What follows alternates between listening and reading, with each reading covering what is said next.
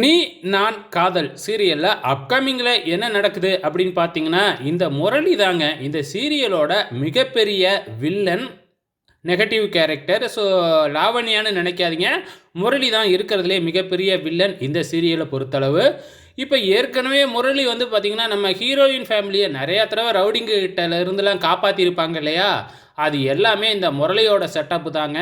So இப்போ அதே மாதிரியே சில ரவுடிங்களை வச்சு அபியை வந்து பார்த்திங்கன்னா கடத்துகிற மாதிரி கிட்னாப் பண்ணுற மாதிரி பண்ணி அபி முரளிக்கு ஃபோன் பண்ணி வந்து காப்பாற்றுற மாதிரி ஒரு ஹீரோயிசம் காமிக்கலாம் அப்படிங்கிற மாதிரி வந்து ரெடி பண்ணி வச்சுருக்கிறாப்புல முரளி. அதே மாதிரி ரவுடிங்களும் வந்து பார்த்திங்கன்னா நம்ம ஹீரோயின் அபியை வந்து கிட்னாப் பண்ணுறாங்க. ஆனால் முரளி வர்றதுக்குள்ளே நம்ம ஹீரோ அப்படியே மாசாக என்ட்ரி கொடுத்து எல்லா ரவுடிங்களையும் அடித்து போட்டு ஹீரோயினை காப்பாற்றி நான் வந்து உன்னை காரில் ட்ராப் பண்ணுறேன் அப்படின்னு சொல்கிறாங்க. ஹீரோயினுக்கு தான் வந்து ஈகோ அதிகமே, உன் கார்லலாம் வரமாட்டேன் அப்படின்னு சொல்கிறாங்க. ஆட்டோவில் ஏறிய போகிறாங்க. நம்ம ஹீரோவும் வந்து பார்த்திங்கன்னா ஹீரோயின் பின்னாடியே ஆட்டோவில் ஏறி வீடு வரைக்கும் ட்ராப் பண்ணுறாங்க. நம்ம ஹீரோயினுக்கு ஹீரோ மேலே முதல் முறையாக வந்து பார்த்திங்கன்னா ஒரு நல்ல எண்ணம் வந்துருக்குங்க. இது ஆரம்பம் தாங்க.